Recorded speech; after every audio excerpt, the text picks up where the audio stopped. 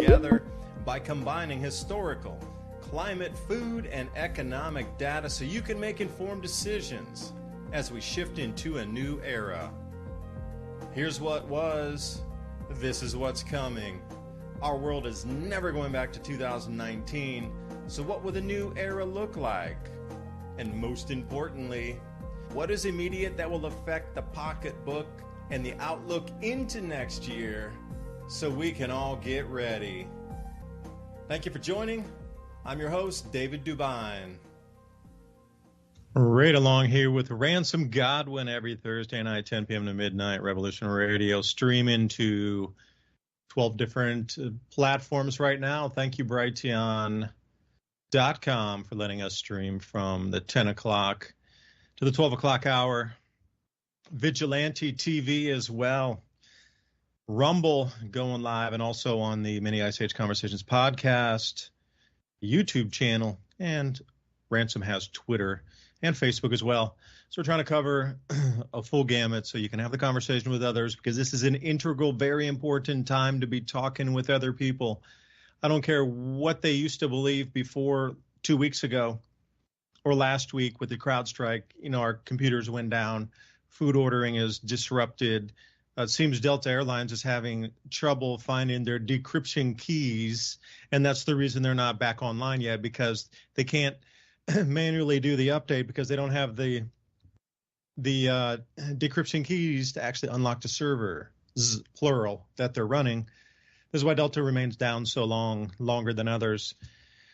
So if we haven't seen the events, you know, a lot of people have woken up instantly. The fuzz has disappeared into clarity, and whatever side of the aisle you are on, whatever side of the city you come from, people in unison are seeing the same thing, that, you know what, the world we thought the way it was just a couple of weeks ago is not the way it really is. And a lot of people are asking questions and want to talk because they're confused and they're scared, and they're questioning their own belief systems, and the very foundations of their reality have just shattered over the last couple of weeks. So it's a great time to reach out to people. It's an amazing time to have conversations about things that you never thought you could talk with other people about. You know, we've got these overlapping crisis periods, and we could talk about it just in the United States, which we're going to tonight. You know, it just seems like cascade after cascade, step after step after, you know, it's like rolling like a slinky downhill, just the next on top of the next. It's like a repeating collapse cycle begins again, but perhaps that's exactly what it is. And this is the thing I want to focus on tonight. The celestial alignments and the celestial events that are occurring right now are truly, you know, magnificent, and only come in very long duration cycles right now. If there's going to be the true catalyst for the reason that the world would change, governments understand they couldn't override a powerful, natural, heavy cycle. So what would they do? They would just try to maintain power, make sure they can maintain, you know, continuity of government enough to come out on the backside of it. But as we get a quick timeline, October of this year, 2024, the four gas giants will be squaring in the outer solar system, and the last time we saw this square was 79 AD. Read into that what you will. It's a cycle of planetary geometry, not alignments, but geometry. A squaring, not a line of planets, but a square that have different interlooping magnetic fields. And shall that interfere with our Earth's magnetic field, as the sun tries to interact with that more, it's going to come straight through the Earth here. October of 2024. So we're going to have some sort of magnetic field anomaly. Maybe that's why people are behaving strangely. Not sure. But then we come into April of 2025. Now the Earth's going to spin around the sun. And because all those gas giants and every single planetary body in our entire solar system is behind us, including the sun, there's nothing in front of us. It's the most open the entire solar system can be in 400 years. And the Earth just sits out there by itself with everything gravitationally tugging straight into the front of our planet here before it gets to the sun, and then Jupiter, and then Saturn. All those gravitational bodies are making like a pincer arrow. April of 2025 will be the maximum intensity and duration of that. So look at all the scatter wavening happening right now. Do you think these could be related? That's kind of where, and can it be saved? Can it be salvaged? Can anything on this planet in its current form move through the transition without being affected. I guess I'll premise it that way. Ransom, thanks for joining tonight. Hello. Hello. Yeah, I did a show with Diamond the other day, and we were talking about the magnetic reversal, and how it affected Earth 42,000 years ago. Like we know what some weird magnetic, environments look like for people on the Earth. That's most doubtedly not just when Neanderthal man went extinct, but probably all of the other species that aren't part of our current core species of, we're a hybrid species now, but at one time we weren't the only players on the block, but they all disappeared the last time the magnetic field not only reversed, but kind of stayed in a limbo for quite some time. And reading the paper that we were talking about, it's a peer review paper, and it was talking about, hell on Earth, basically. I mean, fires, lightning, all kinds of stuff. Yeah. When is this going to be due, or when is this magnetic field anomaly, or is it just a cycle? And when was the last one that you all were talking about? Well, we were talking about specifically the 42,000 one, but we know that's what's going on right now. So it's a duplicate of what happened then. It's just how far are we in it? The whole thing takes 42,000 years ago. I want to get that straight. 42,000 years ago. That's right. That's when all of the other humans blinked out of existence, except for us, for some reason. There could have been many reasons, but the point being, the conditions on Earth. Could today's people deal with it like the hardy people that were surviving it at the time? And I don't think the answer is yes. I mean, we're talking about bolts of lightning all the time, all over the place, because there would literally be nothing shielding us down here on the planet from cosmic rays and solar radiation. I mean, little to nothing, except for the atmosphere.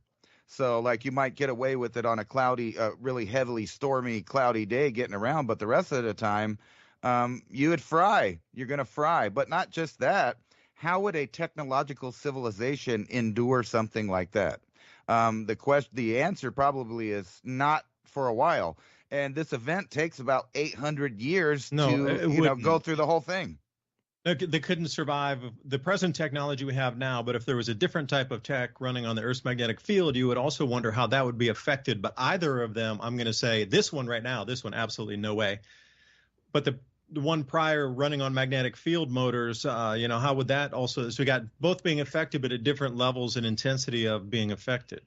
Right. But as far as like circuits and wires and, massive cities that are just basically a rat's nest of wires interconnected that would all light up and catch on fire every so often, every time we got a little bit of solar radiation.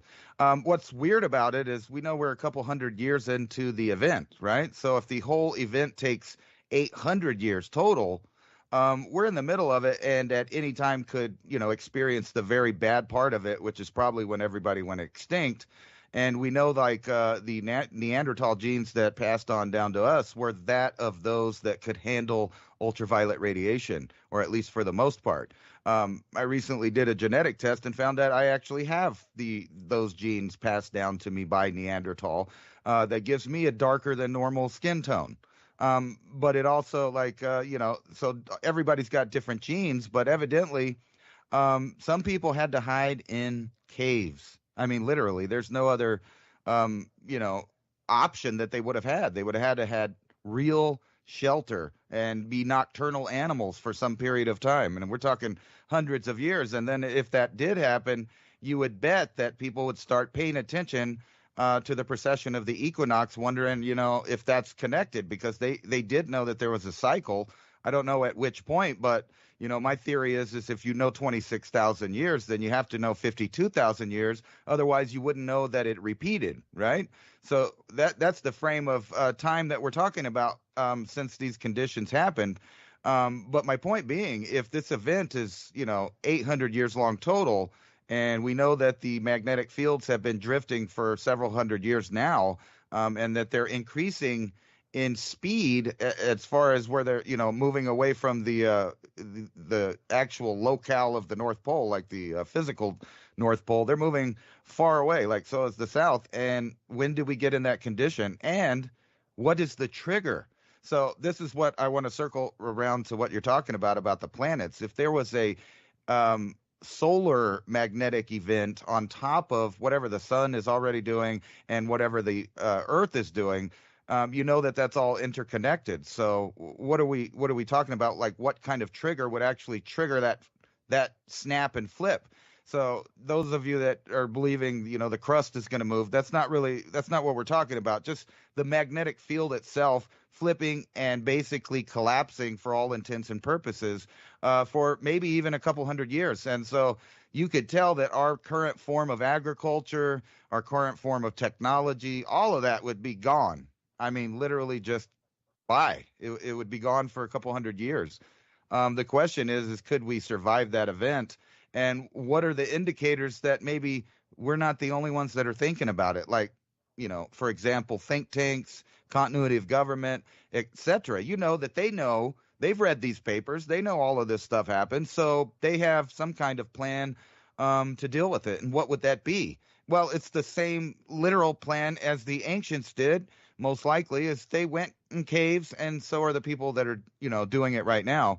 And, not to be a conspiracy theorist, but the richest of richest people and the elites of governments, royalty, etc., have all been buying bunkers and stuff in like New Zealand and places like that in the southern hemisphere. For what reason, I don't know.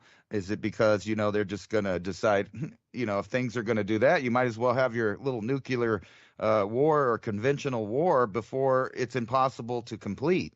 Because what would the powers of the world do with no magnetic field? I mean, basically all of their toys, devices and all that are going to be trashed. So they have to have a backup plan. And I think that's where, some of these theories about the aircraft that are being flown around that are probably anti-gravitic and kind of gets into what you're talking about. It's a totally different technology that is based on magnetics and the magnetic field. So you could see that if you did have something like that, there is no doubt you would have the upper hand, for several centuries in theory. But we do know this event is happening. So it's not a question is if it is, or, it's how long will it take? Will there be an actual collapse of the magnetic field for some time? And what does that mean for life on Earth, and especially us, our life? Well, like it is now, things are going to be changing at all times. And that's something to think about, because if the magnetic field even goes on a heavy excursion, meaning it moves, and they used to have a data set online. It was called SWARM, SWARM. You could still probably find some of the older graphics that are online, but they took that down about 4 years ago, just before COVID. They took it offline. And that public information, like 2018 or so, it used to be public, everything they published about magnetic field changes, but they saw the South Atlantic anomaly, the biggest one on the planet, where the magnetic field is behaving strange and becoming very, very, very weakened. And that is to the east of Peru and Chile. Or I should just say go out off of Brazil and further south in part of South America. That whole area down there. And then once they got such a low magnetic field reading, they quit publishing the data. Because what if there's other breakthrough spots? So these magnetic fields loop and they're connected in toroid fields. It's not like one line directly to another. They're in looping current. You have to think about it as a series of loops coming in and folding in on themselves, where they never disconnect, but they have that circular folding in shape. This is why the magnetic field stays, because it's a continuous loop. Now, if this were to be disturbed in any way, shape, or form, like we've seen the North Pole really wandering around 120 miles. I think the greatest amount of movement was 120 miles about 5-6 years ago, and then it's kind of slowed down to 60 miles a year moving. So you have to think 60 miles is 1 degree of latitude. So birds are in the wrong place, fish migrations, whale migrations, any kind of magnetically navigating bird, insect, animal species, whatever it is, amphibian, they would be ending up in the wrong place. And we're seeing a lot of this. So I would ask the question, like, why did they stop publishing the swarm data? And also, very luckily, that huge magnetic anomaly is in the middle of the ocean. It's not over a landmass. I'm very curious if it was over a large amount of cities, like over Europe, for example, how would that disrupt the regular electrical system in the localized area? Because you're just very lucky. Now, what happens if it's breaking through somewhere else and it was quantifiable, and that's why they took swarm down, because they could tell you where the next breakthrough or lowering of the magnetic field, which, you take that thing straight up, and it's also related with the electrical connection out to the ionosphere, so it started to dip in. So what if you knew where the next point was going to be that was going to have the largest magnetic field declines? Would you want that on the public so people like Ransom and myself can talk about that and show you exactly where it is over which cities? And then suddenly, magically, all these problems evolve in these same cities or same areas where their telecommunications don't work, their electrical systems don't work. And you're pointing a direct correlation of lowered magnetic field is responsible for the malfunction of our current system built in a different magnetic field.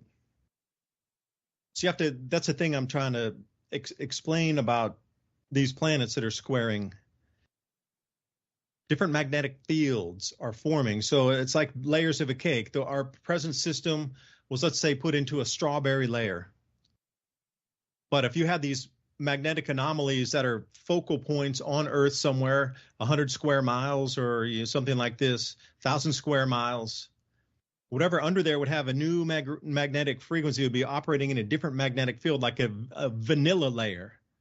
So that strawberry and vanilla layer would not mix. And if they were trying to intermix and intercept, then there would be a scatter pattern in that, a disruption, because it wouldn't be cleanly meeting from one to the next. The magnetic field's different, so the machines are going to operate differently. The motors are going to operate differently. Everything would operate differently based on a change in the magnetic field on those same motors and computers and windmills and whatever else it is. I think that's one reason that they didn't want you to see what this is. This is localized areas now, but imagine if it spreads to the entire planet.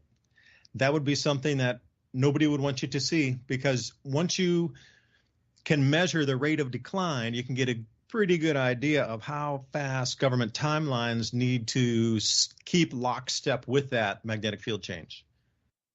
And again, if you could get it regionally and localized, then you could also go, well, look how much this government's changing under here, this continental, this unified body, this group of countries. Look how fast they're changing right under the new magnetic field.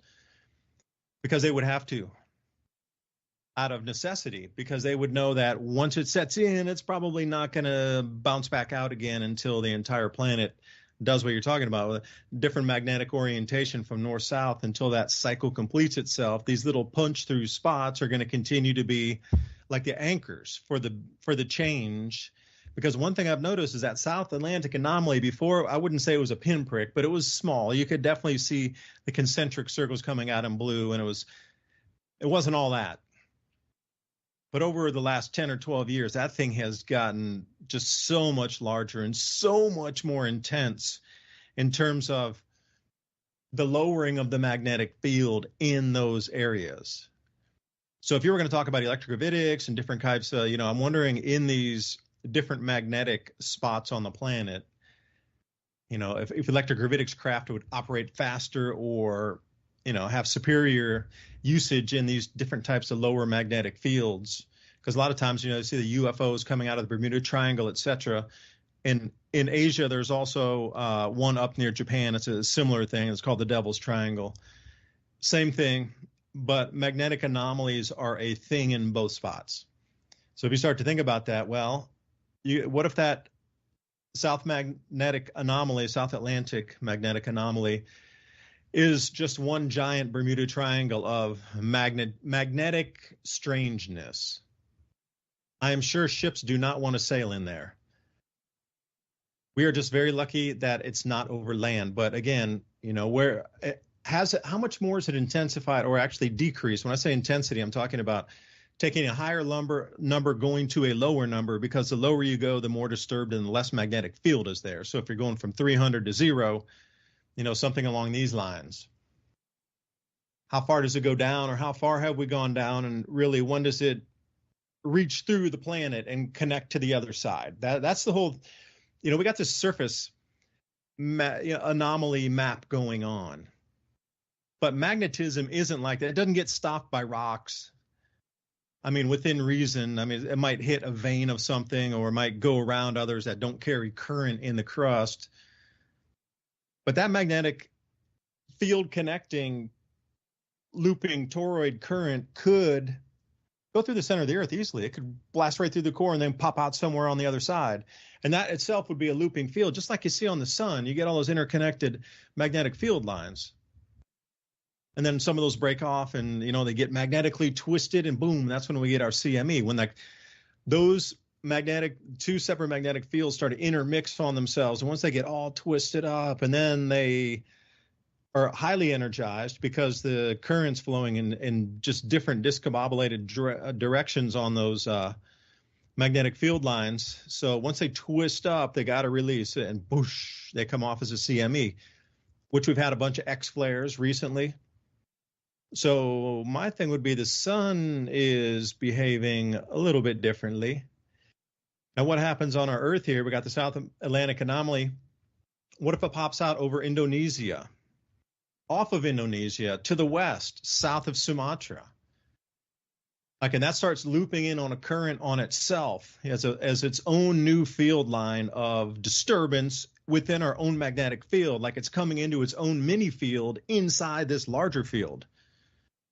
I think that's what they're really terrified of, is allowing you to know where the breakthrough spots are and how they're intensifying. If we could see these maps on how much more intense it's getting in each spot, because you can almost forecast where it's going because they're directional. Usually they stay in a certain direction for 5 or 10 years. Like when the northern magnetic field, North Pole, not physical, but North Pole, was moving toward Kamchatka in Russia, it always kept trekking the same direction for about 12 years or more. It just kept clipping that way.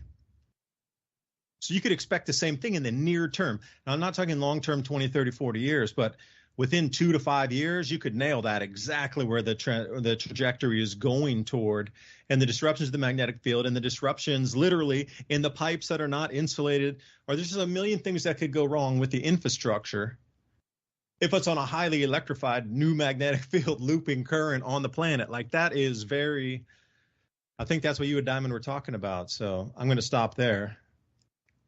Yeah, it's kind of like one of the topics you talk about. Like, you have the ozone hole that keeps popping up near that disturbance, right? It's completely based on how good the magnetic field is. I sent you a couple papers that are talking about, at that time period, how the ozone layer was completely stripped. So we know people were just getting cancer. They were getting fried. Things that were, vulnerable to ultraviolet radiation were just not having a good time on Earth. So, yeah, when you put that into a now context, anytime the sun would burp out a solar flare, even if it's small, all of our electronics would be junk.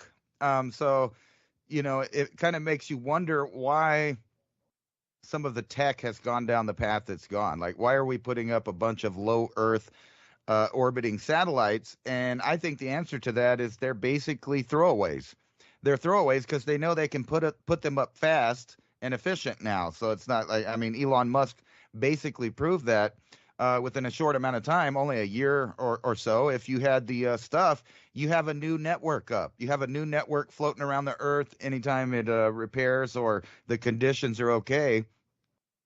You're in charge. He who has the satellites, my friend. No, it seems like it is going exactly there. I think there's some agreement in the scientific community that we might be in a duplicate scenario than that of the 142,000 years ago, which an 800-year period totally and fundamentally changed Earth as it was, like forever. So it never went back to the way that was. And unfortunately for, those different kinds of humans running around the planet, that was their doomsday. That was their apocalypse, and that was the end of times for them. Somehow humans made it through, but here we are with a totally, fabricated dissimulation of fake reality.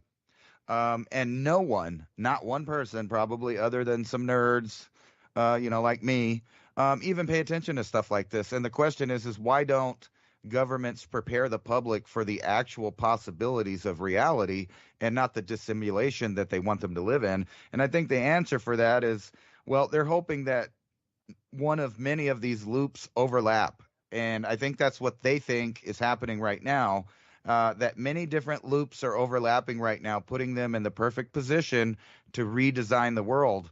And before you do that, we have to go through the what they call it, the suffering struggle, or the I forgot how they put it. We have to have our struggle session, right? We have to have our public and worldwide struggle session to tear down everything old, so we can have something new in the new view of the controllers. And what they're doing publicly kind of shows that. I mean, tonight's title there is: Our Republic Fallen, or can we still save it? And I think we can still save it because we're just at the very beginning of the hardball game to get rid of us. And how are we going to avoid that? And I know that if politics goes in a certain direction, prices are going to go up. If politics goes in the other direction, other prices are going to go up, but they're actually going to shut down any semblance of business here. So hopefully, we don't have a total dissimulation, and our country goes in building things again, basically, of having factories here. But not just that. See, they're always talking on TV, we're going to bring American jobs here, but it's a Chinese company. So the Chinese are going to be making money, and then we're going to be buying their products. And we have to move away from that entire idea. We have to go back to, we produce every single thing that we need here. And if the country won't do it as a whole, your state needs to try to do it. And if your state doesn't do it, then you need to try to figure that out in your local area. Otherwise, we're kind of screwed. And how can you live other than like the Amish if the network fails? And it seems like they're preparing us for that. We had nonstop predictive programming about cyber attacks. I brought that up several times, that we should, expect some major cyber attacks, only because they keep telling us that we're going to have those cyber attacks. And speaking, maybe this is a little woo-woo, but if you pay attention to what the militaries are doing, they want to take control of both poles. Now, I wonder why they would want to do that in terms of, if there was a magnetic field collapse, how could your country survive? Well, I was thinking that militarily, you would have to have bunkers. You'd have to have a seafaring navy that mostly does everything underwater, right? And you would have to have massive stockpiles of food to get you through the worst part of it until, the magnetic field starts to repair itself or come back or flip back to normal, which they know it'll do. The question is just, how long does that take? Are we in the period that's going to get crazy, or is that still being pushed off where they think it's another 50 years? Because it seems like that's what it is, but they want to be ready when it happens, to have every duck in a row, every technology in place, every system ready, everything beta tested, and all of the flaws run out. And it's just like the idea of, at one time, every government in the world was just a group of people in a building. They probably didn't number more than 100, really. Now you look at the monstrosities of government of today, and just imagine how many federal employees there are in just our country, and then combine the entire world's population and separate all of the government workers away from, just the regular populace. And you'll see how many people are actually intentionally or unintentionally, directly or indirectly, working for a global reset. And where I was going with that is, here's just something to back up what I'm talking about. Pentagon announces new Arctic strategy as region becomes more contested. Now, why is it contested? Why are they contesting the poles? And are we about to see the same thing in Antarctica as well? Because, there's a lot of sensitive things that we've put down there. There's some weird treaties. There's even theories of alternative histories about what's going on there. I mean, you name it. Most of the news that I'm getting now is easily and verifiably debunkable. So it's like they have been given the go-ahead to just lie, distract, entertain, demoralize, and completely crumble the fabric of societies around the world, not just in America. I mean, Really, if you compare what you've been watching the last couple days, because we had a visitor from out of town, it looks exactly like France and other places that are pretty much, I know people are trying to say that they're not gone, but they look gone if you compare them to 2010. If you take every European major city that was a tourist attraction and was trying to showcase the culture and history of that country, and you show those pictures today, you won't recognize it. It's not. It doesn't look the same. It's totally either destroyed, graffitied, or being occupied. Yeah, that's one thing. They're graffiti. And it doesn't matter what culture you're from or which colors you use or which symbols or whatever it is. I went to so many beautiful places, especially in Croatia, but they have a lot of graffiti on some of the most beautiful buildings. You're walking down some of these boulevards and you're like, man, this is the most stunning. This blows anything that, 1930s New York City out of the water in modern day. It's like you're really walking through time capsule. But then walking down the sides of the street, there's graffiti on every other building, even on the ones that have ornate stone and are very, very unusual, that are definitely hundreds of years old. People are spray painting all over the place, everywhere, and it really detracts from the beauty of what could be, us living what would be considered in opulence, just in an everyday living environment. But the graffiti's got to come in and ruin that. That the brain's going to process like that wealthiness in your mind of where you live with no graffiti and everything is just incredible 200-year-old buildings down, tree-lined streets, or you walk in the same thing and everything's covered in graffiti. Even the trains that come by, or the trams in town in Zagreb. Graffiti is, and you got to wonder who is allowing such graffiti to be put in these places, because and then you go to Italy and there's hardly any. You got to wonder why you just go from one country like Croatia over to Italy, and it's just hugely night and day difference of how much graffiti is there. And that's one thing I noticed right away is like, damn, nobody is really graffitiing over here. But then you look at in Washington, where graffiti is being sprayed too. Like for me, I was looking at some pictures the last couple of days going, if they're allowed to get up there and graffiti inside the hallows of what you would consider architecture and bedrock of the nation itself, literally. Like to allow that to be spray painted, that means that's no different than putting a flag up and declaring victory and we claim this spot. Like if you can't hold a little tiny piece of ground and be like, no graffiti here, then you have literally lost your nation. That has been a completely overwhelm of invading forces, and it is completely inundated to the point that they are now in control, not the previous controllers. And I'm wondering at the end of the Roman days, if people went in there and were graffitiing when they saw the collapse and the coinage being debased and not as much silver, and all the endless wars and the crop shortages and everything, say circa 300 AD.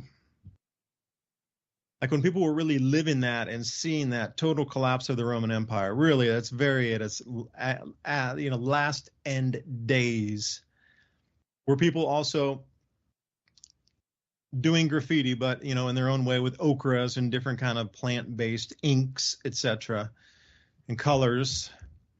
And I wonder, if there was a lot of graffiti, because that's kind of at the end of it. If you can't control at least the beauty of the city and convince people enough, it's not about controlling it. It's about convincing it that, hey, we all live in this most immaculate, beautiful place, and it's one of the gems of the planet. Please keep it clean and don't spray paint it. Like if the whole society is resonating with that, yeah, you don't have to enforce anything. But then when it rolls over on the point where you're coming up again in Washington, that's and then in the center of the center, in some of the most sacred of places that are literally the bedrock of the beginnings, are all covered in all kind of graffiti and sayings and different colored spray paints and things. And I'm thinking they couldn't even control that 1 square foot of space. That is total surrender at that point. You just take a look back through these chapters of history here and how civil societies themselves, when they come to some point of disagreement and then non-repairability is probably the best way to look at it. What cycle is this on also? Because you can go across the planet, and Strauss and Howe wrote that fourth turning for a reason. And then you can start to look at the famines and the crop destruction and the civilization resets, and that they seem to be on a cycle. 400 years is a good medium length duration cycle. Like from that, you can predict crop yield outcomes, atmospheric flows, the disruption in that and the cloud cells and the jet streams, Earth's magnetic field, and it's continuing to weaken like Ransom was talking about earlier. But it's more like the freedoms evaporate as these different magnetic field and solar system wide changes intensify. It seems like there's some sort of formula here. And I'll say that again. Freedoms evaporate based on the intensification of or diminishment of the magnetic field on a more solar system wide basis, where we start to see the effects on Earth. And it must be that rollover kind of check the box finally for all the elites across the planet that, yep, we finally rolled into this one and the amplification is clear enough to see. And this is the signal we've been looking for the last 400 years or 2,000 years. And it's here again. So, yep, it's time to get ready. And, yep, this is the signal. We've come over the point now where the extremes are just so ridiculous on the planet. I'm trying to do a video tonight. It'll be out. I auto uploaded it. It should be out in about 20 minutes up on YouTube.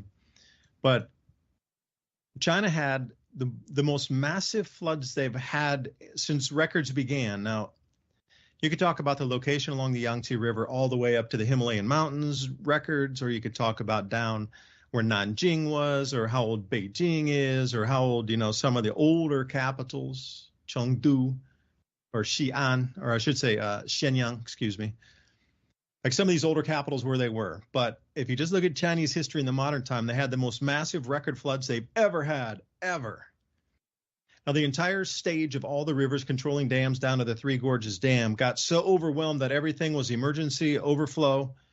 All spillways were open, and water was still coming in at a rate that they're baffled how none of the dams collapsed from so much water so quickly.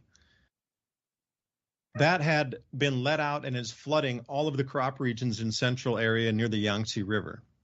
And Wuhan is one of those cities that's on that river. But even with all that incredible floods, now there's two cyclones that are going to converge over that same exact area in the next 3 days. So what was already record floods is going to have two more typhoons, hurricanes, cyclones on top of that record floods. And you know how much those storms bring in anyway. And I'm like, damn, somebody's steering these things directly in there, because you got two storms converging and they're meeting kind of like an arrowhead right over the main crop growing region. That'd be like our Midwest in America, directly there to flood on top of double flooded. And then the derecho that ripped through America 500 miles long, and it moved over for 100 miles, it moved. But our corn was chest high and 105 mile an hour winds. It is now flat. So in Iowa, Illinois, and Indiana, where the storm started, it moved. It was 500 miles long, and then it moved forward 100 miles. So that whole rectangle, 500 miles long and 100 miles wide, is pretty much as flattened crops, corn, i.e., or sorghum. So you have to think about how many millions of hectares or millions of acres. Excuse me, I was talking British English. So how many acres is that? Millions of acres. And these storms just keep getting more intense and more intense. So obviously we've reached some kind of crescendo point where the intensification is now noticeable not only for the elite, but it's noticeable for every single human on this planet. That whatever excuse was given to them to explain away the changes up to a point is no longer valid. Even those explanations to explain to them why everything was changing in the environment around them,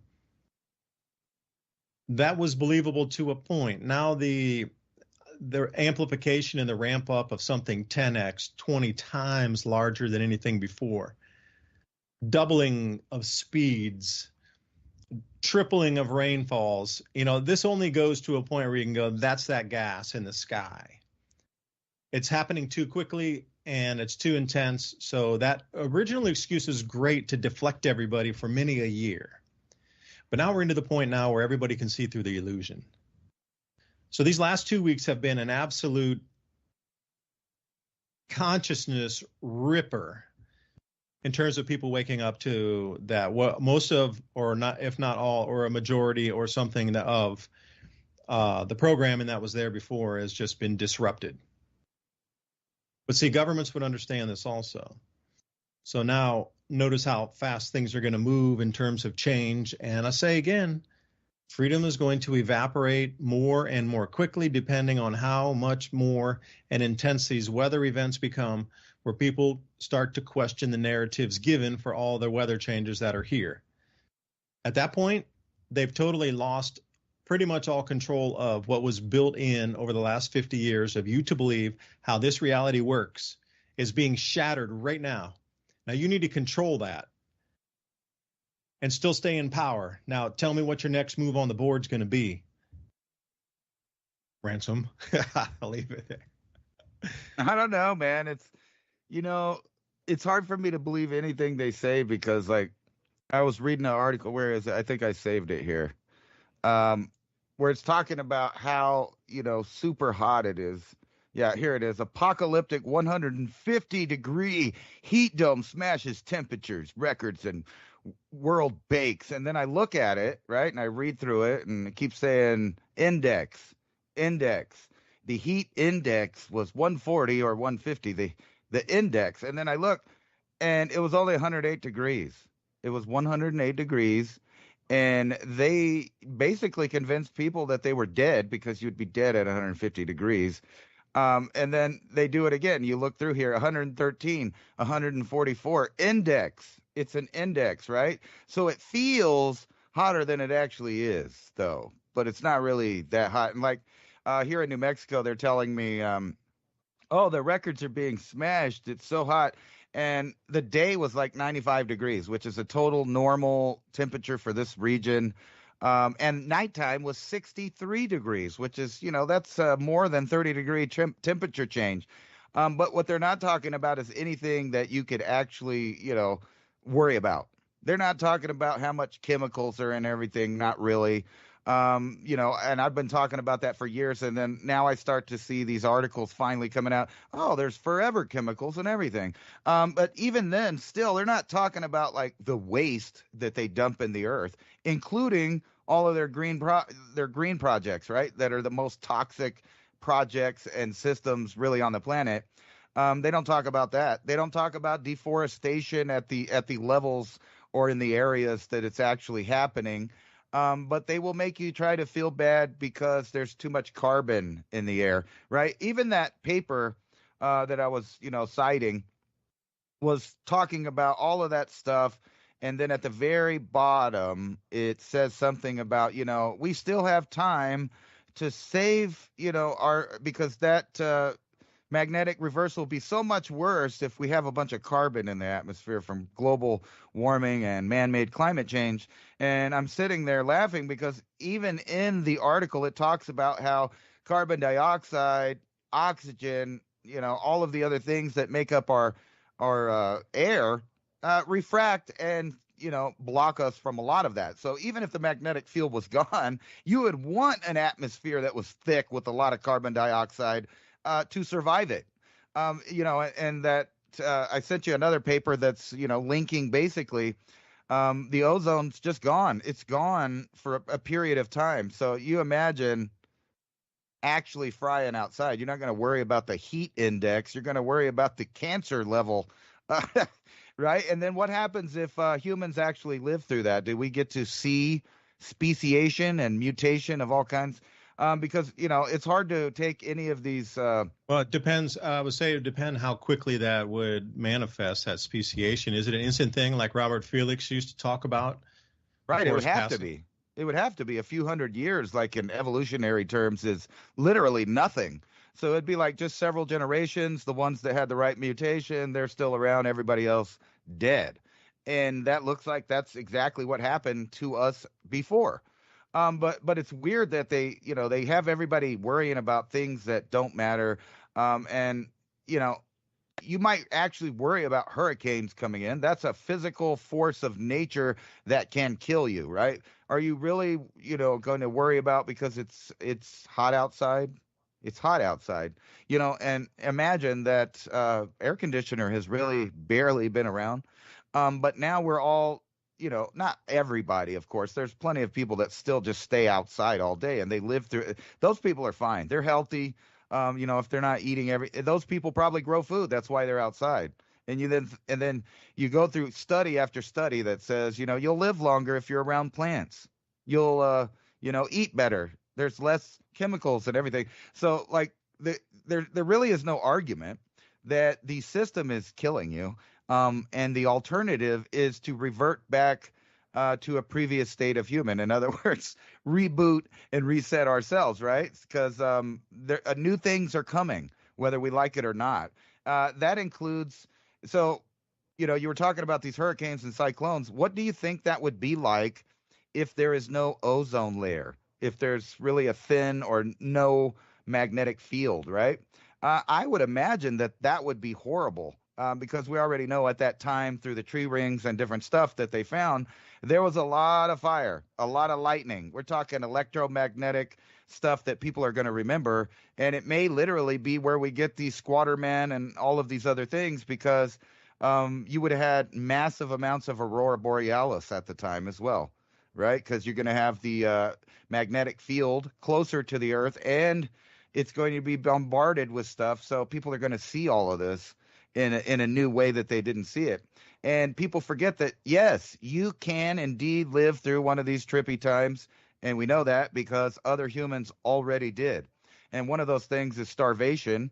I don't think the crops would do too good, when they're bombarded with amounts of UV that they haven't experienced in thousands of years, right? So even if plants are changing during that time, we know we started agriculture, we started toying with the plants in ancient times, and here we are in modern times where we're changing it down to the cellular and the genetic level, like moving pieces of genetics, adding genetics and other things. So do they literally know something that we don't know?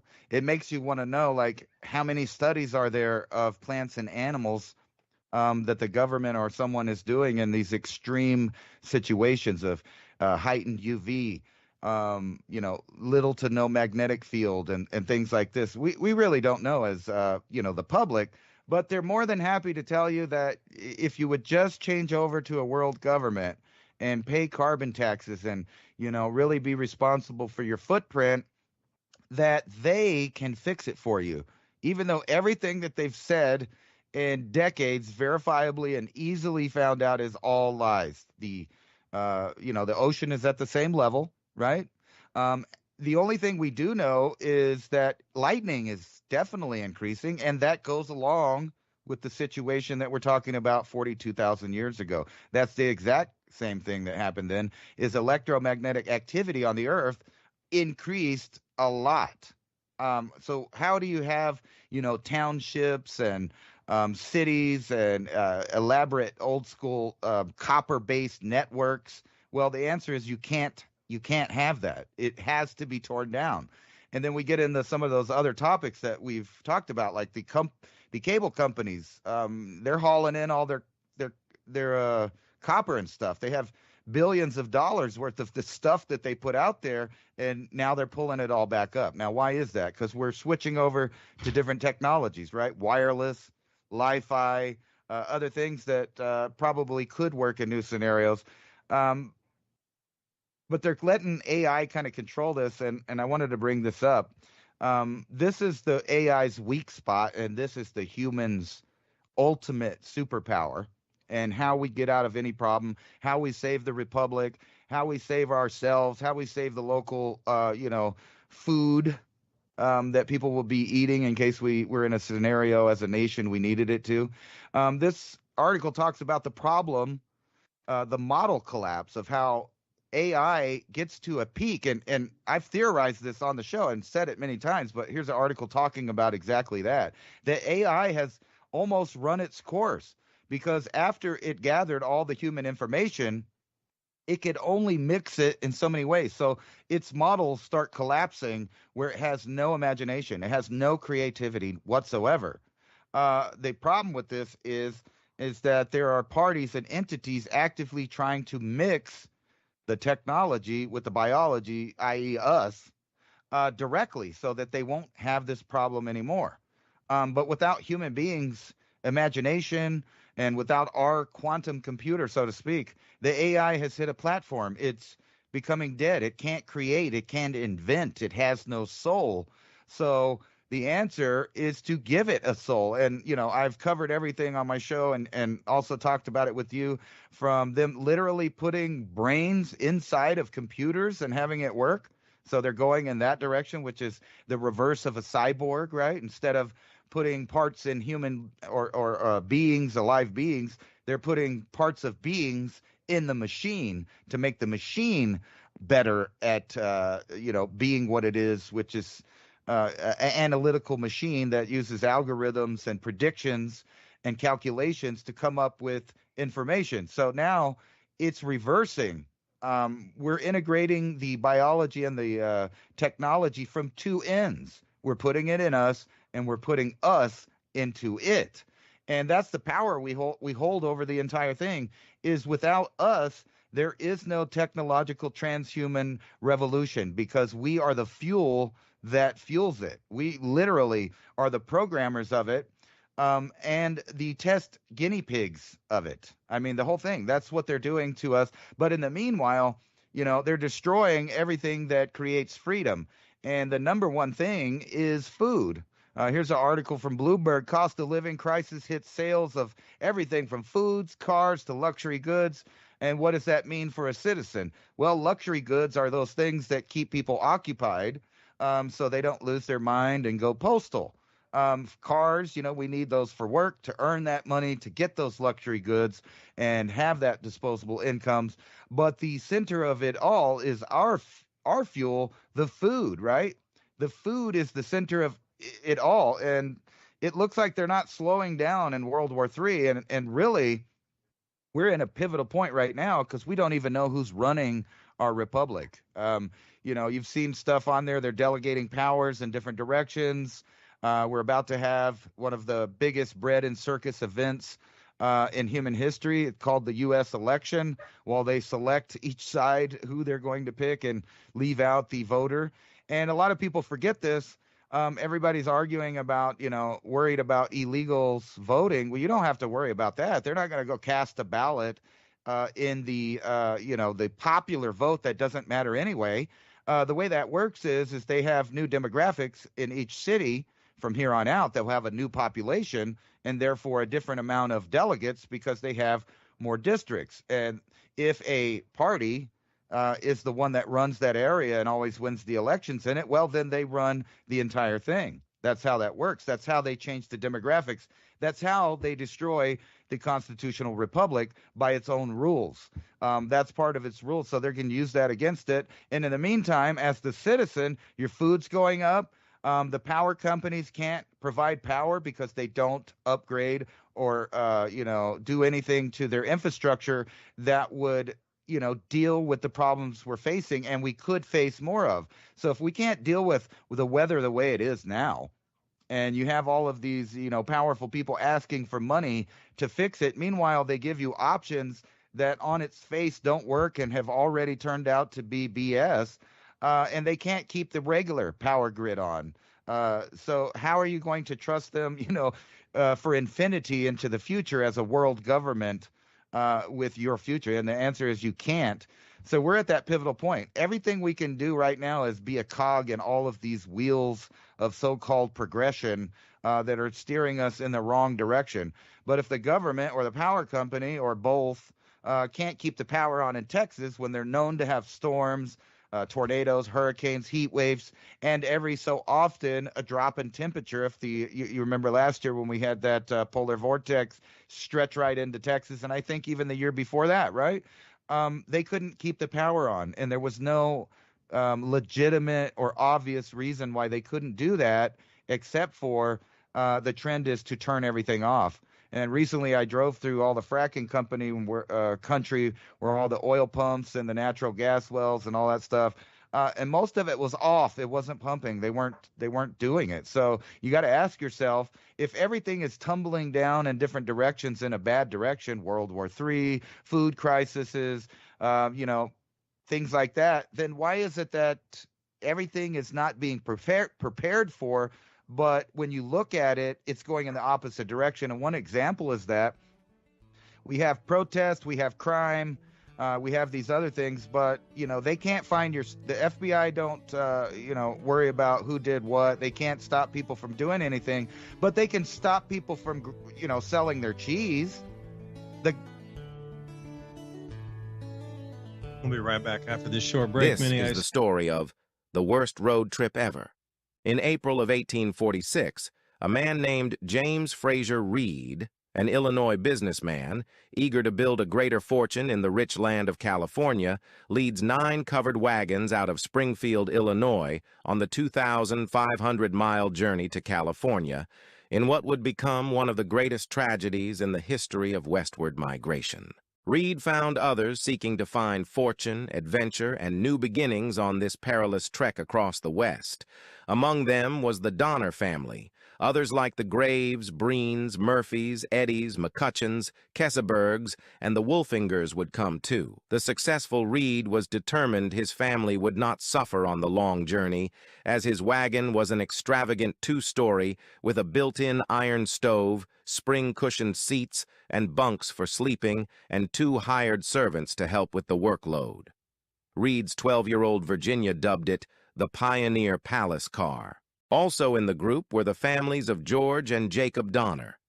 George Donner was a successful 62-year-old farmer who had migrated 5 times before settling in Springfield, Illinois, along with his brother Jacob.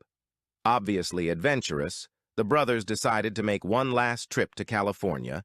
At the bottom of Jacob Donner's saddlebag was a copy of Lansford Hastings's Emigrant's Guide, with its tantalizing talk of a faster route to the Garden of the Earth. It's tough, but the going's good.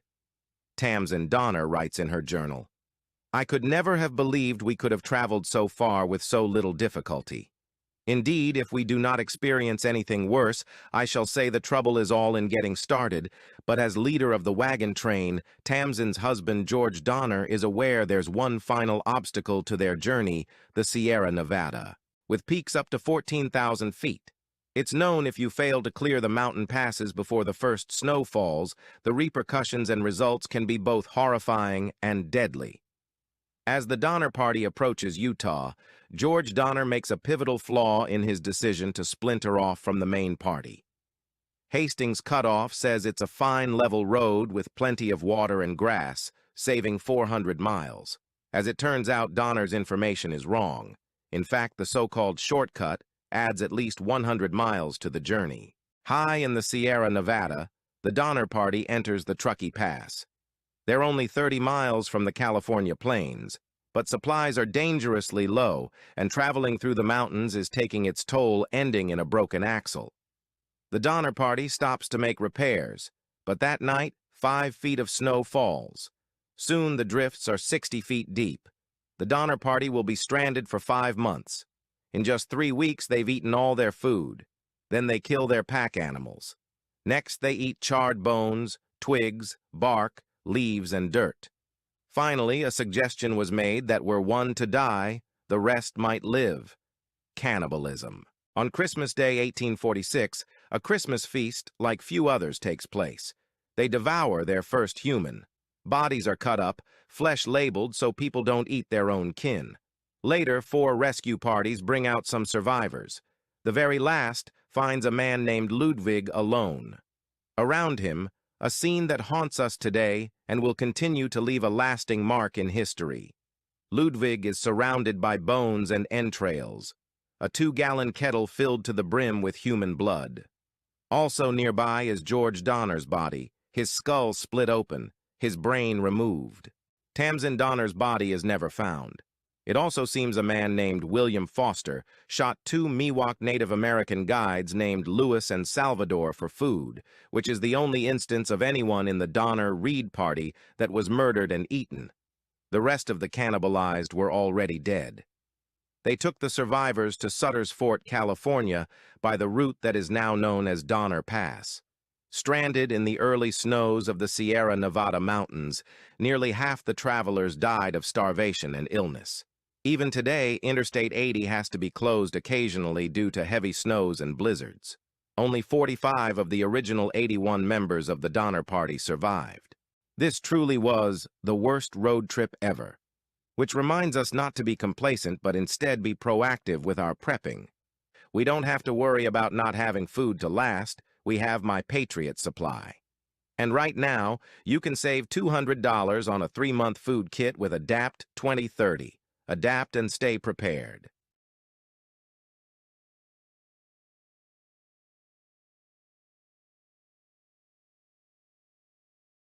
This across the planet, maybe I have the number wrong, but it really seems like that many new songs were released per day across the world because everybody can make their own music in their own homes now.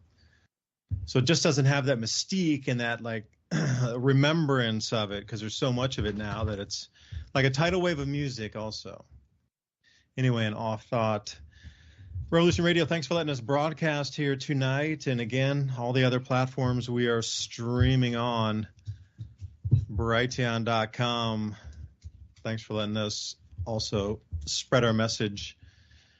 It overlaps in many different facet of our world, from economy to the climate, history itself. But if you consider any of these types of free speech platforms worth keeping on air, donation. And also, speaking of the website, we also, like before we went on the break, with Revolution Radio right at the top on the donate tab there, support free speech. But we will give you the show notes of what we were talking about in the previous hour of all those things we discussed. You know, even myself, I'm taking notes, listening to Ransom, and, you know, I'll summarize that at the end of the week. If you go to oilseedcrops.org and people go, oh, that's too much oil, like one barrel of oil, seed, like one seed you plant in the ground, and crops, plural, C-R-O-P-S, crops that we harvest every year. And remember, it's .org. .org. So it's oilseedcrops.org. You go there and you look down, MIAC, the Mini Ice Age Conversation, show notes. And we'll bullet point those for you. We'll give you like eight talking points or so. And you could share that with friends, family. You can, you know, print it off, take it with you. It's a conversation starter. You know, it's a good way for you to start some of your own research to try to, you know, dive even deeper into some of the topics we talk about, especially that South Atlantic anomaly and that whole magnetic field shifting and how that, you know, bends the cloud cells and jet streams. But more importantly, it affects on our planting and harvesting dates that have been very solid for the last couple hundred years. And by the way, we have been in a Goldilocks zone for about 200 years of you can plant this time and you can harvest this time, and you'll pretty much get the crop if you get it in the ground at the right time. Prior to that, this last 200 years is some of the most stable climate we've had in the last 12,000. So think about that for a second on the stability we enjoyed with a very high magnetic field back in, the 1950s. It was really strong.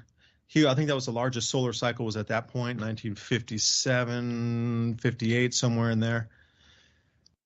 And it's been declining since, but it literally dropped off a cliff. So if we've had 200 years of stable climate that allowed us to come to this civilization apex, and then if that goes out of kilter somehow, or it's not the standard any longer where, you know, seasons are jumbled on top or rainfall patterns are jumbled on top, or both of those are jumbled where it snows too early, or it rains too early, or it rains too late, or whatever. There's 1,000 combinations you can put together. That would be highly susceptible to that type of change. If it's here, well, magnetic field could explain a lot of it. And again, my thing was like, how would that affect the human perception? Because when I look at cycles, you know, I look at cycles of time and I look at cycles of cooling and warming periods. I don't see the apex of a civilization. What I see is the rise and the fall on a regular cycle of a civilization. It's just a different way to look at it when you're looking at the data instead of saying, well, this civilization rose and then it fell. It's like, what was the climate cycle? What happened during that time? Rapid shift, wet shift, and you could see where these civilizations previously have begun. They arose because there were wonderful conditions for them to grow extra food as well, and then those conditions were taken away, and then they collapsed. But we just look back in history and go, oh, it was the rise and the fall of the Sumerians. It was the rise and the fall of the Mesopotamians. It was the rise and the fall of the early Han Chinese. It was the rise and the fall of the Aztecs, the rise and the fall of the Mayans, the rise and the fall of everywhere across the planet on this same bell curve. Like, why is that? What's the cause of that? It's not a civilization rises and then it falls. A civilization comes to greatness because they have extra calories. And when those calories are taken away, that civilization had reached its apex. And see, the thing I wanted to ask, Ransom, before you went on the break there, like, people don't, at what point does everybody understand that it doesn't work anymore? Like, the government and structure, and it worked because there was an agreed upon, at least agreement in the 50s, 60s, 70s, 80s, 90s. You could feel it change around 2010 a little. Like, everybody understands the better term, social construct or contract doesn't work anymore. Like, they've unanimously agreed on one thing, that the social contract don't work anymore. And this is not functional. And this is a fake out is what you have in front of me here. An enormous amount of people, like over 50% actually are on board with seeing the fakeness of it all, like the illusion of it. And they no longer agree to play along with the illusion. See, that's what I think also there's somewhere in the middle of, is it the magnetic field change that allows the human perception to change, to call BS on BS? I'm not sure. Or is it just a natural cycle where over time people just see it because over time it wears out after 80 years, 200 years, 250 years. And that's the max play time on it, because trying that for hundreds of times before, it never lasts more than 250 years because everybody sees through the illusion after that much time.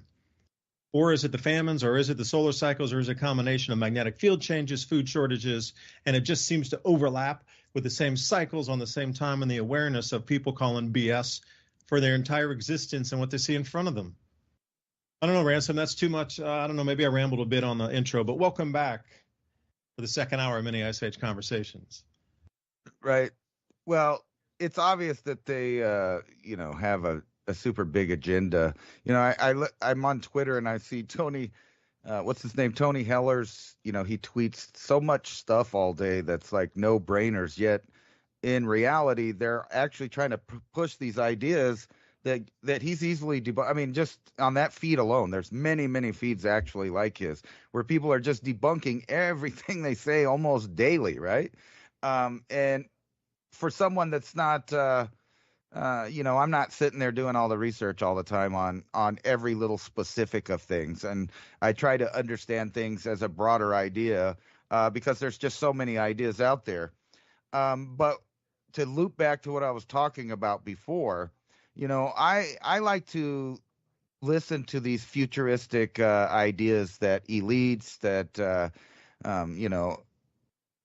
countries and think tanks and things like that. What are they saying? That's what I want to know, because I found that 9 times out of 10, if they say that's what's going to happen, it happens, right? So whether you were watching the news and people said that somebody needs to do a certain thing, and then everybody got to watch it live, but it turned out not to be like I think they planned it, which is funny. Like, I was bringing that up also.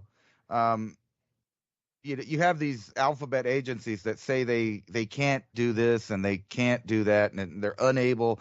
I'm thinking, oh, well, you guys can't secure the border. Okay, I understand. You guys just can't figure it out. Yet, we can track every last wild horse that got away out in the wilderness, like way out in the desert, in the mountainous areas. They find them, they count them. There's too many of them. They'll kill them, right? They're able to do that somehow.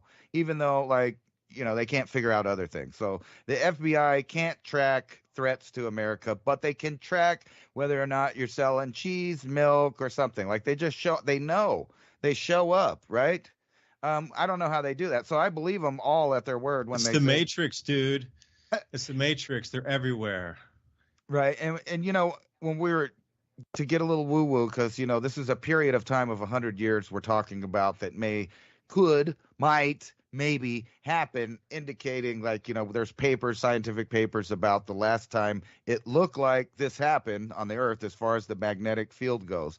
So let's say it's inevitable, it is happening. What would you see futuristic plans and ideas be about? And I kind of alluded to that before. Maybe, I don't know, bunkers, planning to be in specific areas that might not be affected that much, closer to the poles, maybe. Yeah, but how would they know that data? They would have seen several cycles also to know where those safe spots are. And you can't just see it twice and guess that. Well, that's the thing. Like you said, 52,000 years, you need to see it twice, right?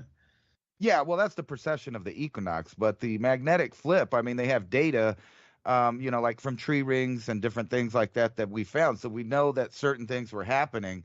And, you can guess it might just turn around and go back the other way. That's the problem is even with the data they have on magnetic field reversal, it is a random at best, no cycle, or at least one we can't see. But we do know what it looks like when it's happening. Ransom, hold on a second. What if it was categorized by all these ancient civilizations like the Mayans and the Aztecs and the Tolmecs and, Egyptian? I'll even leave a low hanger like the Egyptians, and everything was stolen, taken back, removed from all these sites all at the exact same time through the 17 and early 1800s and deposited in a single repository. They went through all of those codices and different writings, and they had translators, and they got the understanding because every one of those civilizations would have marked the cycles also. Now, if you consolidate all the consolidated marker writings and script, et cetera, all in one place, and you can study that, you can get a very, very clean idea of how many, maybe tens or hundreds of these cycles that these same elite have been through that try to maintain this power control. But you would definitely have to see this cycle multiple times to be able to guess on the planet where is going to be a safe time during this magnetic excursion. You'd have to go run like 100 iterations of that. So if it's every 400 years and it's been 100, then it's the same, there must be a different species going on under this planet or.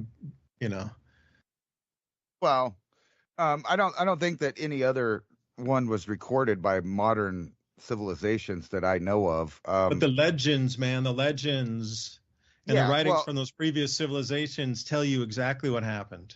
It would have definitely formed the way the next iterations of civilization started thinking. And maybe that's why the megalithic builders were so much concentrating on quartzite and rocks like that, because maybe there was, a legends of some kind of effect. I mean, at this time we're talking, Neanderthals are walking around, humans are walking around, there's Denisovans walking around, there's Homo erectus probably still walking around. You got the Hobbit man, you have like 4 or 5 different unnamed ghost species that anthropology doesn't want to talk about. For whatever reason, they don't want to name it or talk about it. But there was all of these other humans on the planet, and they would have most likely already had speech and language. I wouldn't go so far as to say we can prove they had writing, but at least we can assume that they had speech because they were making cave paintings and they were, transferring ideas back and forth between each other. And there was also, evidence of interbreeding. We know that happened. So obviously they were talking and conveying stuff. But what I'm saying is if you knew, say, from tree rings and geologic data that an event looks just like another event, I mean, like exactly, would you not plan for that? And I think they would. And what would they come up with? Remember, we were talking about it, though. They would probably go to the, in their bunkers, caves, things like that. But not only that, the ocean. The ocean is the other place that you would be protected. And this might be a little woo-woo, but this article's about underwater towers, self-replicating cocoon hotels. Basically, what they're talking about is making skyscrapers, which they already have plans to do some, made out of coral-like materials. So they would be going under the ocean instead of building on top of it or something, and just building giant, areas like I'm showing the pictures here. They drain a massive amount of water and then start building the foundations and then let the water come back slowly, and boom, you have underwater skyscrapers. Now, if you were, the elite and you wanted to hide from whatever was on the surface, it's very doubtful that common man or peasants or people dealing with all of these, problems up on top are going to have the, logistics or technology to mess with you underwater or in your bunkers. It's almost a joke. You wouldn't be able to. You'd just be living on the land up top in some kind of agrarian society that has adapted to the new conditions. I mean, because that's the only way that would go down. But I was just bringing this up because everything I'm seeing is going in this direction of we'll live underwater. We'll live in bunkers. Everybody on the top, well, you can deal with the protests, fighting with the water. And here's another one. I don't know how this fits into it all, but for some reason in my weird brain, it seems like it does. Dark oxygen in the depths of the Pacific Ocean prompts new theories on life's origins. Right. And the reason they're saying that is because these little clumps of polymetallic noodles generate electricity like AA batteries. Right. Like little batteries on the ocean that have electricity. So imagine what these kinds of things that we're just now discovering would be doing with different electromagnetic situations on the Earth. We have no clue. But this is an example of stuff we didn't even really know about. And it possibly being the so to speak, the lightning or the spark that started life on Earth itself. Pretty out there. Not to mention a new fuel source, the dark oxygen on the seafloor. Yeah, there'll be a premium for that. You'll have to pay to breathe. Remember that. So the entire ocean bottom could be covered in dark oxygen, and it would be so plentiful that it would outnumber oil like 100 to 1 in terms of the entire reserve on the whole planet. Yeah, you'll still have to pay for the first breath. If they can harvest it, they will. Absolutely. Because you're right when you said that statement there. If the elite or others see the signs of the cycle returning and starting again, wouldn't they want to prepare and get ready for that? Or us as well, wouldn't you want to prepare and get ready for that? Because I'm really having a difficult time to believe that all of these things are stacking up one on top of the other. As it was anticipated, this massive distraction and interference wave or pattern of these huge giant events on one on top of the next, on top of the next, on top of the next. That's just in the last 2 weeks of news cycle. But then we had all the economic things go on where it's just food's getting noticeably expensive. Almost everything is. And then you got the whole societal transition of almost all small businesses no longer function. And it's only everything in, the corporate 500 controls, nothing else really left after that. So that you squeeze those 4 years together.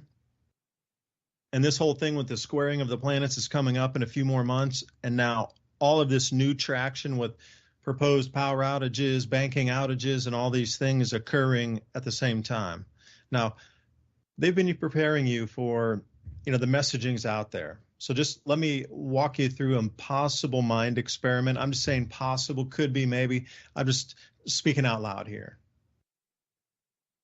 They've already, at this short juncture right here, just months before this possible magnetic field anomaly, excursion, difference, change, whatever you like to term it as, it'll be different, is at the end of October this year. Okay, we're coming into the end of July, the end of August, the end of September, and the end of October, which gives you 3 months, literally almost from today. It's actually the 23rd of October. So let's say 3 months from tonight's broadcast. Now, as we come into that, they've been broadcasting power out, banking out, power out. Would they know that this magnetic field is going to disturb electronics on the planet? They're using it as the perfect time to shut down the internet the best they can and then restart the system with CBDCs and everything else coming back on when the system comes back up that's already in place and is substituted It's been upgraded. It's been a forced push without your acknowledgement or permission. So think about this, think about a huge amount of internet and electricity goes down across the planet.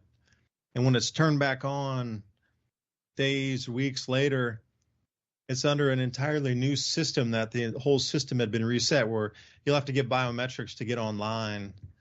The new central bank digital currencies, because everything collapsed, there's no more dollars. So there's the new CBDCs issued with the FedNow wallet, but everything got already plugged in place. So don't worry, you still got money coming in. It's just going to be deposited directly in your account. Now think if they just reset the entire internet and the entire banking system during this power outage or combination power and internet outage, overlapping on that exact same time. It's coincidental that all these things are stacking, but now I'm absolutely saying like 3 months from now. So if this is the rate of intensity of, let's say, the fuzz moving forward, then by the time of 3 months from now, we'll have seen, 12 major more events. 12 major more events. So think about how big each one's gotten on top of the next and the next and the next.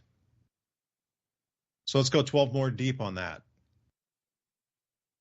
The tides would change too. Think about that. The tides will be different coming in, not right this second, but I would encourage you, look how many stories of things related to water that are unusual, high tides, mud volcanoes, the thing we saw in Yellowstone with that blowout.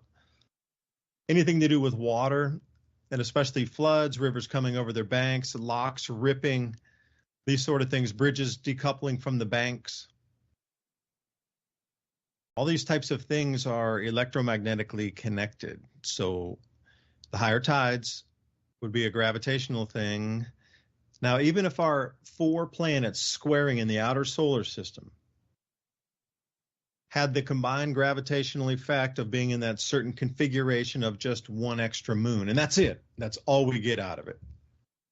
Well, what would that do for the tides several days or a week before the end of October?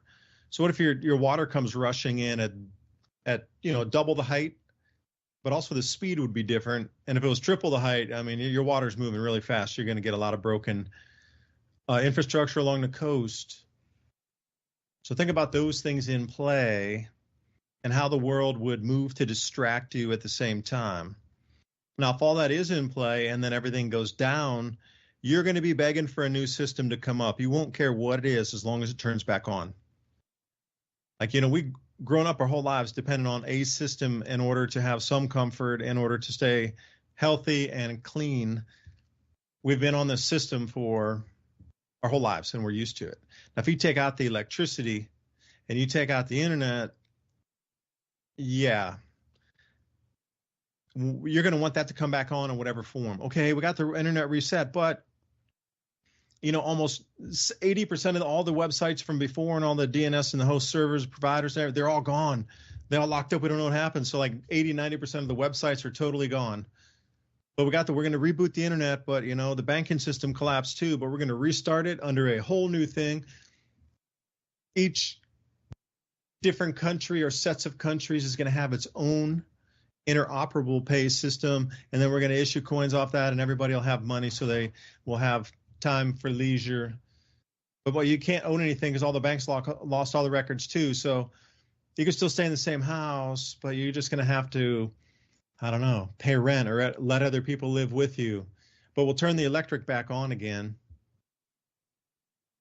People will do anything at that point if the electric and the internet's been off for like 2 weeks, 3 weeks, a month. What would you do to get that back into that system? You wouldn't care if it changed. You probably would gripe a little bit, but as long as you were getting free digits and your electricity's back on and the food came regular again, you probably wouldn't want to rock that system because you realize what it was like before without the system. But all the resets that would be implemented in there are the perfect cover excuse for the magnetic anomaly. Oh, it only happens once in 2,000 years. Oh, the tides got higher. The cables broke. But see how it could be a perfect cover to reset the system during that exact time. Because as I said in the beginning of the show, once this thing winds around, once the Earth comes out of that specific anomaly in April of 2025, we'll be out in front of the solar system by ourselves. So word to anybody listening, please look to the skies much more frequently. My call is far more meteorites, meteors, fireballs, shooting stars, whatever you like to call them, coming in from now. Well, not now, because we're going to be directly behind the sun in October. But as we come out of there, October, right around January of next year, you're going to start to see a lot more fireballs coming in the sky. And as we pull around out front of that, then you're going to see an enormous amount. So maybe that's where, it comes to having a dolmen would be handy. But I don't know, man. I don't know about those tricky dolmens on my property.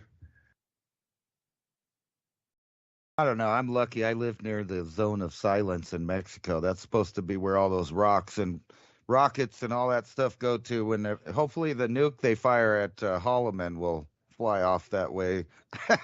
No, it's inevitable for, we see it yearly, decade by decade, yearly by yearly. I mean, my whole life, natural disasters that seemingly would have been prevented as far as the loss of human life. Like maybe not stuff like Indonesia. You were talking about all that water. You remember when they had the Megan tsunami that rolled in? That was something that stuck in my mind because that's unlike any other kind of, disaster for people. You can't really do anything about it if you're still in the area when all of that debris and water just rushes over.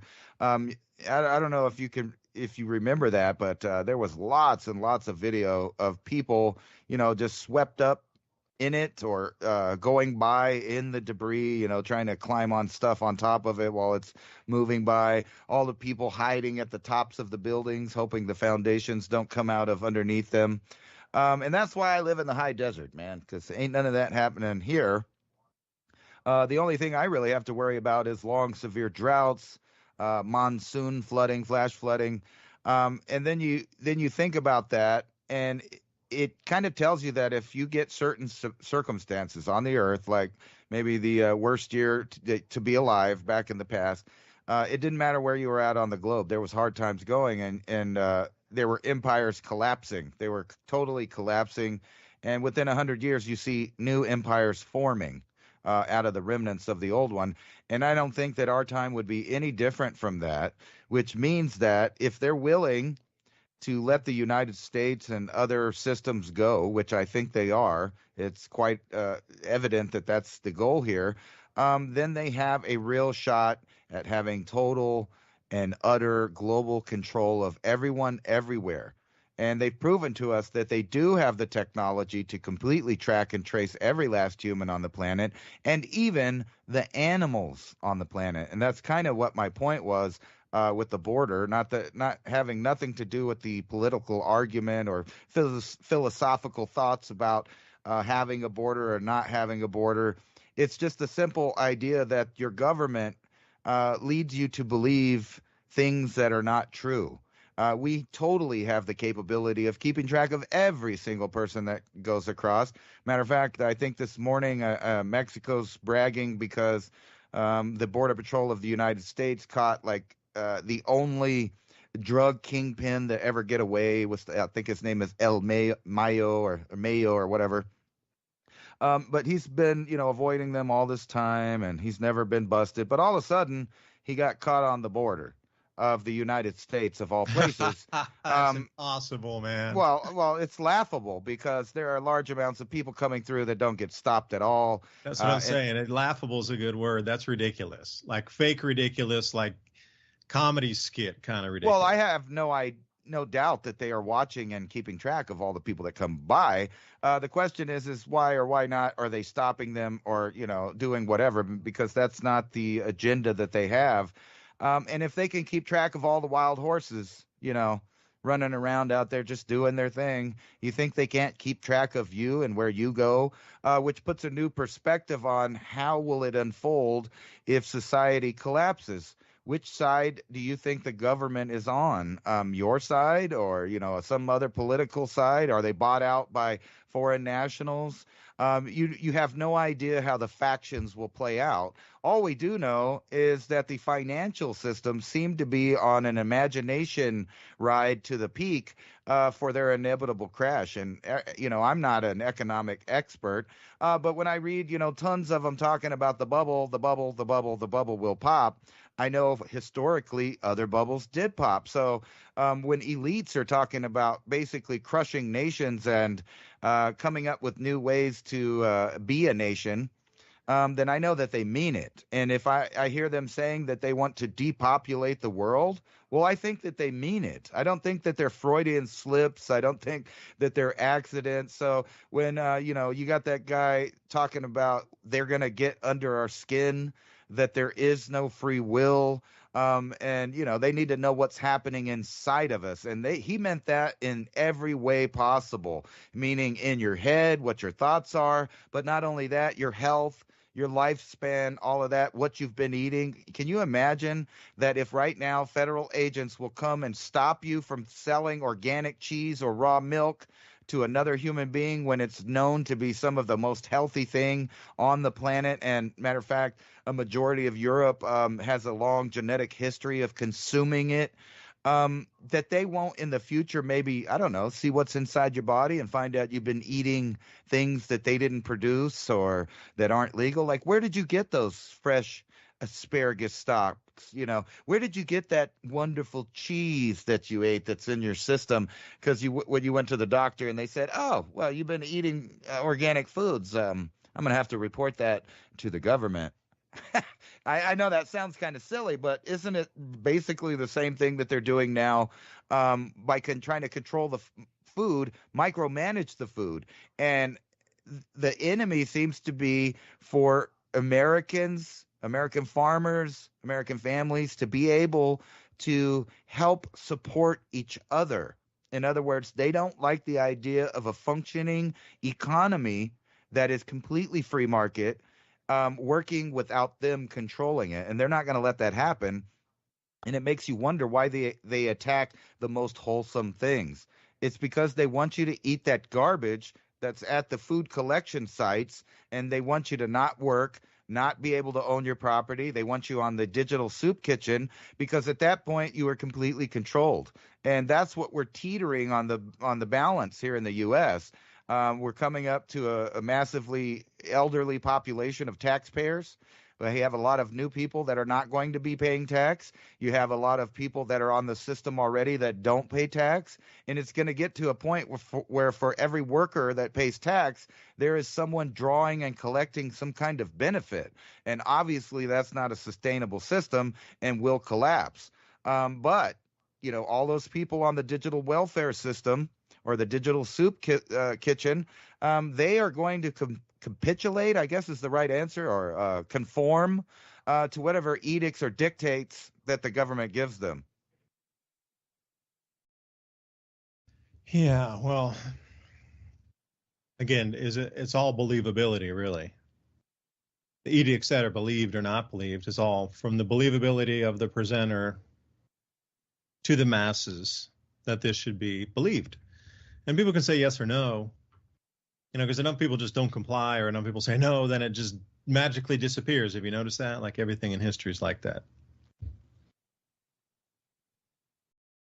But how much would you need to bend a person's arm to get them to accept a new system? Because if you try to do it right now, everybody would say blatantly, absolutely 0% chance, no, I am not going to switch systems. But if they're forced to, or other events make the change, and really, how much can you change a human being before they would snap psychologically? Because that's a hard thing for people to understand. What Ransom's been talking about here, and myself too, is that if the system were to go down on purpose, they've been talking about a banking reset for some time. There's been a lot of new legislation for bail-ins and real estate bail-ins, property bail-in, or savings and that kind of bail-ins, safe deposit boxes. if people were to lose that and be forced to go to a new system, like that enough would be damaged, because you think about all the time and effort you put in to save into that old system, those things called dollars, or that stuff called real estate, or those things called stocks, the other things called bonds or art or whatever it is. Those values would be ripped out. They wouldn't mean anything any longer.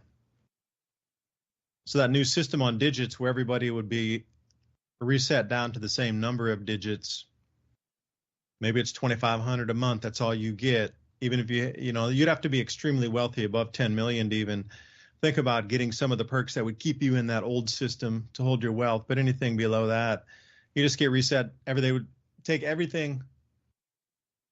All systems would go to zero, and it would be reissued, of course.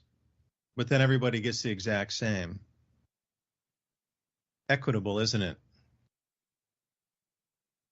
But how much do you think it would damage the psyche going that direction? Without broadcasting first what is going to happen. Because all these resetting cycles that we see. And I'm going to be on with Mike Adams tomorrow. We're doing a documentary, and he was asking me, all right, the economy, I got other experts coming on to talk about the economy and thing. But how do you wrap what you're talking about with the celestial events into the economy on the planet here? And it's just simply following the disturbances, which Ransom really well spoke about in the first hour. That's why you should get our show notes, oilseedcrops.org. But that cycle that comes in, the intensification of it from the present. So the Arctic roots are something that's being talked about with the BRICS too. Like, we're talking about going completely different systems here. We're talking about having their own Arctic trade routes that have this nuclear icebreaker fleets running, so they can have the northern route between China and Russia completely open all the time, outside any U.S. military presence at all. But then, the whole different undersea cable system that China's putting out right now, it makes me wonder, like, why is China also putting out new cable system across their BRICS-aligned nations, nothing coming out the West? It's all consolidated along maritime string of pearls, and also what you understand is Shanghai Cooperation Organization and those others within the BRICS that are communally sharing each other's currencies, like M-Bridge, which is China, United Arab Emirates, Thailand, and Saudi Arabia. I mean, they're tying everything in under a new, completely outside control transportation system, communication systems, banking, and trade, like gold equals something else. I mean, is that it? Are they setting all that up there because they know everything out on this side of the planet is going to get greatly affected? Because you need to think about all these changes coming in here, the massive amount of X flares we've had.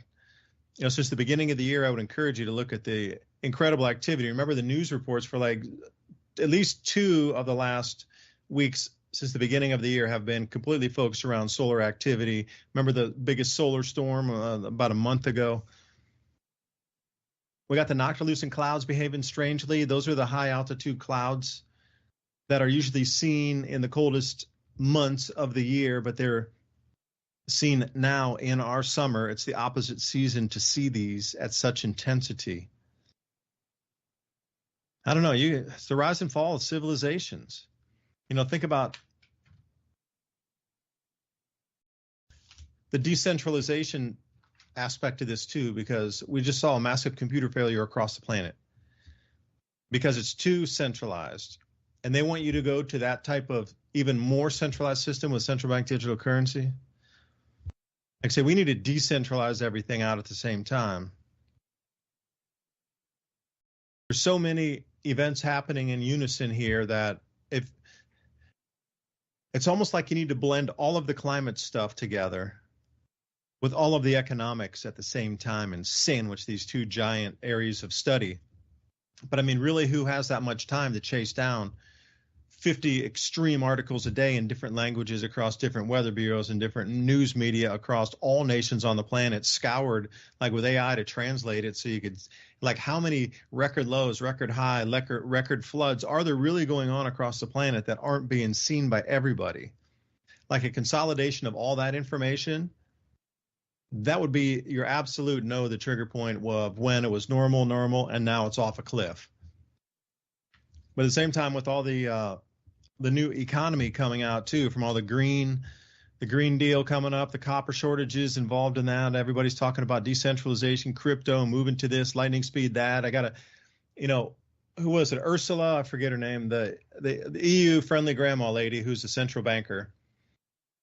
She was saying that they want to start a digital registry of all assets of all European citizens and put them in a digital registry, of course, to stop money laundering. And I'm like, what? Are you kidding me? You want to register all assets on a digital database so they know everybody's assets. And that was the whole thing. They want to digitize all the assets. And so this is the thing, when we're moving forward in a step in time, we see the cycles are in play. But see, they want to reset the whole system to a thing that's really unthinkable as we imagine it here. So there's something called a real world asset, and I've dug into these further, and now they have like nature assets also. Corporation control of a nature asset, a natural asset, where a corporation will buy like 1,000 acres as a put aside, and they control that land, and that's an asset that can be digitized and then fractionalized, and all these people can own different shares of the land. But those owners of the shares also get the carbon credits that go away with having the forest. But at the same time, nobody can sell that land, and it's completely unusable unless everybody sells back into that single pot, and then they can execute on that piece of real estate to somebody else. But otherwise, it's pretty much locked forever, because nobody's going to agree to 100% to throw it all back in and say, yeah, let's sell it, because they're getting the carbon credits off of that from the forest carbon sequestration programs. Those are a real world asset that is being pushed by major Fortune 500 companies to own land across the planet and generate those fake carbon taxes from it. Now, that's just one play, but the other side of the thing is, after this failure comes, most real estate will be worthless for a period of time. The currencies will be worthless and they won't come back, many of them. But if they want to move over to the real world asset class, where the EU just let the cat out of the bag. They want to know everything you have, because they're going to put that on a blockchain database, that you own that, and there's this much value, that it's worth this much. And then that contract, whoever holds it, can then sell it, issue it, let somebody fractionalize it. They could run out onto the derivatives market with it because it has a value behind it. Everything you own, and after the banking collapse, it's going to be everything that all the banks own that we used to own. Anything that has a note on it will be bailed in. There'll be an assigned value given to it. And then every single piece of property, every asset, every natural ecosystem will be cataloged, digitized with a smart contract behind it, assigned a value. And this is how they want to start the new world with the new system. Now that's just on the ownership of things. That, and then they want to come into the monies also. So think about what a twist that would be. And then you're going to get central bank digital currencies, and you'll have to operate this with an app that'll be tied to your social credit score. And if you say something that's ilk of the, whoa, sorry, dog barking here. So hold on, I got to, Ransom, jump in here for a second. All right. I was going to pitch a sci-fi movie anyway. So the plot goes like this. The world's governments know something's going to happen. They're not going to tell us what it is, but we can kind of guess that involves the collapse of civilization. But I was thinking, the way that they portray everything. And here, and I'll put it on this article so everybody could see what I'm talking about. The big bubble, right?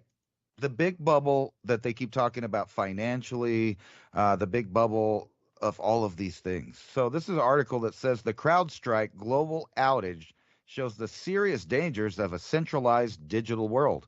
And I agree. So what if the players of the world knew that everything was going to collapse and therefore they would lose the way that they controlled things in the immediate terms? They would want to have scapegoat ideas.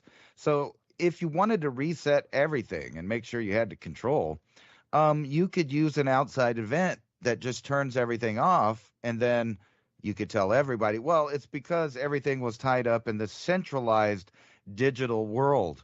In other words, if they didn't tie everything together, it wouldn't be so easy to collapse the entire thing. If you go back a few years to 2010 and just think about how separated all of the tech companies were, manufacturing, all of that has kind of streamlined into one entity that is going, full steam ahead to the future. And I think that's the main thing that they're trying to do is if they could get everything centralized worldwide, even into two different blocks of financial world, like say the BRICS, and over here we got the dollar. If you could even just get all of that centralized on each block, then if you had a worldwide event, you could not do anything because they would just say, hey, we told you, and you know what? It's your fault because you guys wouldn't let us, take your money for the global climate change, and therefore it's your fault. So now you're going to have to give over all of your human rights, all of your supposed civil rights, and all of your rights of whatever country. You got to give that up now so that we could save the planet because you didn't listen to us. And look what happened. Everything collapsed. It was all centralized, and you guys wouldn't let us protect you. That seems like like a sci-fi movie that's going on is that everybody in the world was in cahoots to centralize everything into one government so that each event or every event, therefore, after that, the world government would have control over all peoples in all areas for their Hey, own wait, good. Ransom, wait a second. What if it's all monies, all gold, and all silver as a repository pickup spot for the Anunnaki coming back in and claiming their treasure on the planet they own? Well, yeah, well, I was being silly, but really what I'm talking about is look how easy it is for them to centralize everything. And then if anything happens, cyber attack, maybe you could go ahead out on a limb, a solar flare. Oh, it's not our fault. You can't blame us specifically that we transferred all of your wealth and you don't have it anymore. So we have to start with the new system from scratch. Because everybody's money is what? It's not real. It's either digital or it's in paper fiat. And if they're not, they don't have any real assets. And even when you do, once a government collapse happened, how are you going to hold on to those physical assets? So, it's a big idea. But I think it's the big club that we're not in. And this is that fundamental transformation of wealth that one of our presidents recently talked about. You're seeing it right with your own eyes, and that's what's going down. It's going down with the property too. Property, like land that's owned by people, it's going to increasingly and exponentially disappear out of the hands of private ownership. If their government doesn't go full Marxist, then they will use capitalism against them and buy it all up. Or come in and raise the prices so high that the property taxes went from $800 to $5,000. And then if you have that many acres, I mean, yeah, these little tricks that they try to play. Oh, everything's more expensive. Your water bill's up, your electric bill's up. Oh, the new co-op added this much new generation with all the new people moving in. Oh, no, you got to pay for the new ROI on the project there. Thanks. So, everybody's seen this in areas that were formerly countryside areas, very affordable. But now, the big investment companies come in. Oh, I saw also one where they were coming in to buy whole neighborhoods and just bulldozing them and putting up data centers because the paved roads and electrical connectivity was already there. And the ROI on just buying the houses, because they were under market anyway. So think about it, you got a neighborhood of, say, 50 homes, and what's on the screen? No, I was trying to tell you. I put the article you sent me up on the screen. Sorry. Oh, right on. You mean the impact of September 2019 Antarctic sudden stratospheric warming on mid-latitude report? Yes. Well, I was kind of diving into that. And, you know, we were talking about magnetic anomalies and things. So what they're saying here is the total electron count has that surge from Antarctica to the Arctic or the Northern Hemisphere through the stratosphere and the mesosphere is electric. And they're measuring it in total electron count, increases or decreases. Now, the sudden Antarctic stratospheric anomaly is super rare. It's only happened a couple of previous times. Like it hardly ever happened. This is only the third time since the 1800s that it's happened. So they have some measurements from the last time. And 2019, so this is a strange thing. They had never measured it before, and then there's one in 2019, and here's another in 2024, and the first year, I believe, was 2013. So I'm looking at the if you go down to where it says altitude in kilometers and then the latitude, a little bit down there, it shows you the blues. This is the wind anomaly, okay? So you're going to measure how much faster or how much slower the wind is going to go in our winter time here in the Northern Hemisphere based on what is happening with the Antarctic really cold air mass getting blasted out of the way and like this heat arrow going right through the middle and splitting it in two pieces and having it roll really far north into the Southern Hemisphere off of Antarctica. Now that kind of energetic push and interaction and disruption in some ways transfers electrically through the mesosphere and the stratosphere to connect. Again, it's got a magnetic field line in the Northern Hemisphere that connects from the Southern. So what we're looking at is the wind speed here. So anywhere 30 degrees to maybe 50 degrees in the Northern Hemisphere, the north latitude, is going to have slowed down winds. So think about that, like slower wind, what would that create as a way for a vortex to fall into that, void or that, barren or empty space? Things are going to move slower. So that's on the wind anomaly. That's those first 6 images there. And yeah, so what they're trying to say is there are going to be definitely some changes coming in for the wind speeds, and the storms should collapse more ferociously in those areas on top of each other. And then if you go down to the one that's like those, I don't know, looks like a half moon or a shape that's kind of like a cone that's unwound. That's a total electron count change in percentages. So remember, electricity is like your light bulb. The more electricity goes into the system, the faster it vibrates, the brighter the light gets, means more heat.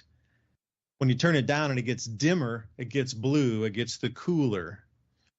So the total electron change percentage here, looks like Europe's going to take the brunt of the cooling this winter based on the previous Antarctic stratospheric warming event. So that'll give you some good indication there of these cycles are in play. Now, how are these going to dovetail on top of all of the changes coming into October? Because these same changes that they're referencing are August 15th, September 15th, October 15th. So we're going to have an electrical difference, not a disruption, but a difference in electron charge coming through the mesosphere and the stratosphere at the exact same time that we're getting into this planetary squaring in the outer solar system. So there's something very unique that all these cycles are overlapping, and the strangeness of the frequency of the cycle, like never seen before or only seen a couple times in history in the past, suddenly just appear all at the same time. Like all of the massive amounts of, just suddenly. Too many to really keep count of. There's too many records being broken on every possible way to measure something in the atmosphere that are being broken that it's really difficult to keep up, because it's the next one, but it's not a little bit more. It's double or triple the biggest one they've ever had in the last 150 years. It's getting to be the absurd point. And then, this article coming in here talking about electrotransference. At the same time, there's going to be electromagnetic strangeness. So buckle up, folks, as I've heard it say. we're going to need to think about, getting some of our, preps in order. And I would say with the electrical outage here this last week and the perceived computer outages, which would affect electrical production too, I did just do a survey of it. Do you have a generator? Do you have enough extension cords? Just like focus on one thing. If the power goes out, what's the first thing you're going to go for? My flashlight, because, it's been going out nonstop where I live because of the monsoon storms blowing through. Poor Ruidoso. I don't know if you saw the fires there that devastated the town. It's the town right next to mine up in the mountains. But they had severe fires, and then they had severe floods because the fires burned out everything that would hold down the soil and the water, and it's just ugly. And they've, just the other night, again, they were all having to get up and leave their house, leave everything, and try to escape down the mountain, while their livelihood and their homes and their properties were just being washed away. And I guarantee you, none of them thought that could happen to them just, 3 weeks ago before it happened, proving that no matter where you live, things can change. And when they change, they happen in a hurry. It's like overnight. Just like kind of we've been talking about as far as the whole world, it can happen in your own personal world. So get ready. And as always, if you want to subscribe for our show notes, that's oilseedcrops.org. In that nav bar, hit MIAC show notes, and we'll send them off bullet points so you can start the conversation with friends and family. Thanks for listening. See you next week. Bye.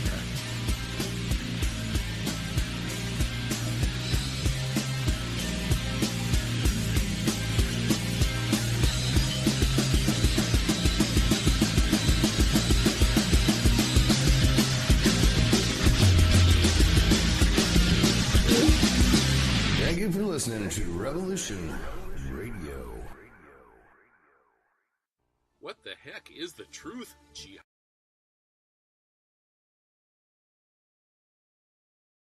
If you want to really see something that's said, take a look at what happened.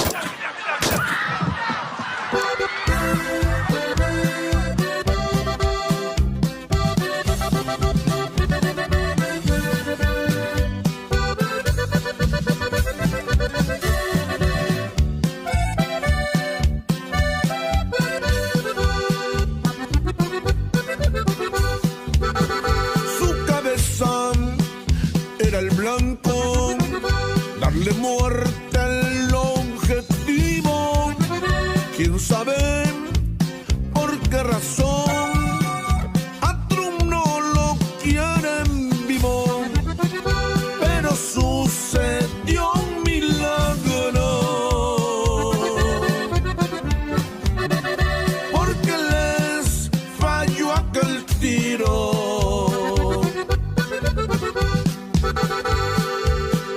La gente muy asustada pensaron que había muerto,